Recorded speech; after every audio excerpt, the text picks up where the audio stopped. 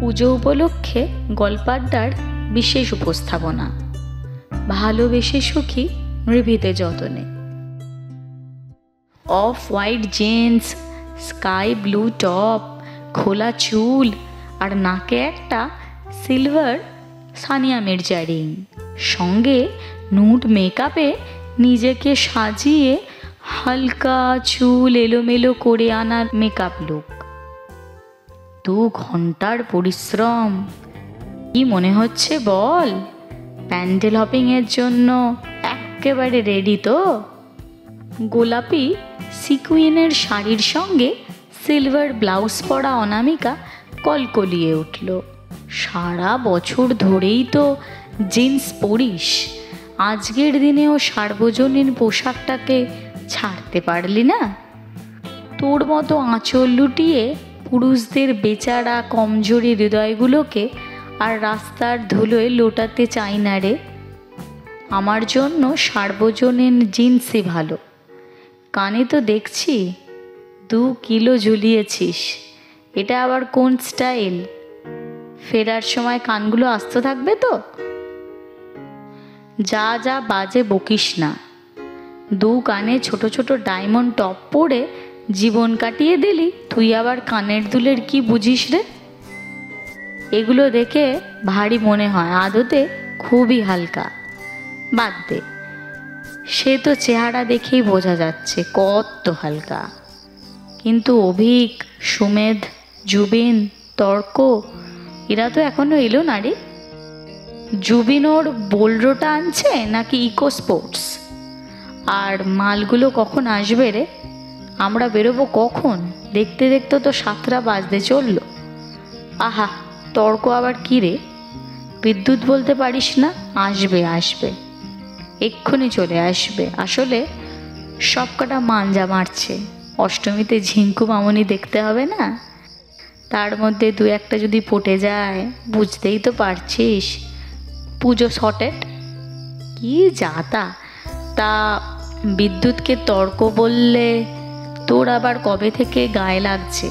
2 মিনিটের বড় দাদার সঙ্গে তো সবসময় 36কা আঁকড়া চালিয়েই যেতিস।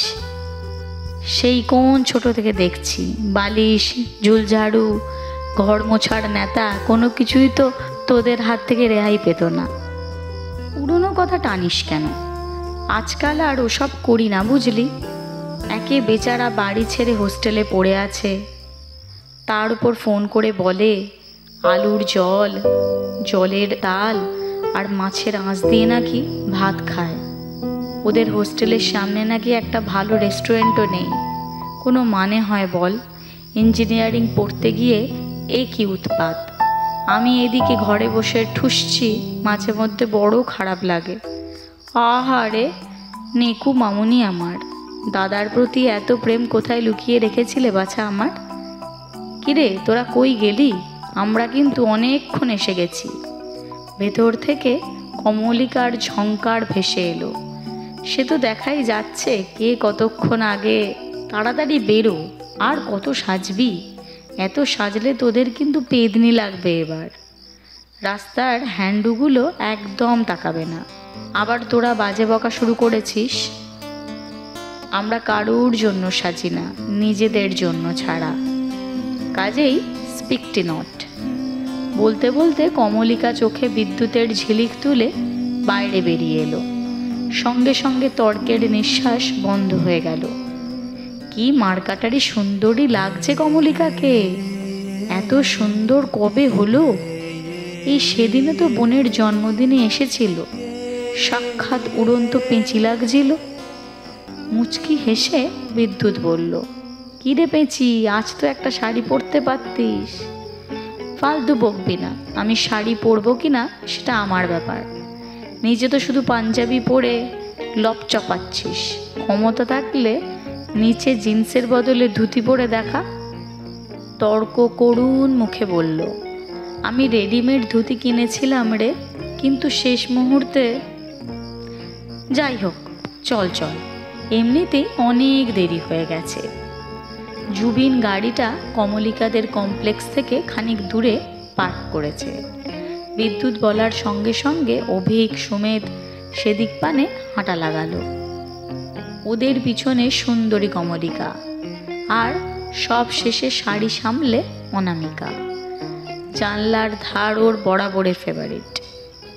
সবে টুক করে উঠে ধারখানা দখল করেছে, আর তর্ক ব্যাটা কিনা ঠিক তখনই লাফিয়ে উঠে ওর পাশে বসে পড়ল হতচ্ছাড়া, যেন পণ করে বেরিয়েছে পেছনে লাগার একটা সুযোগও হাতছাড়া করবে না।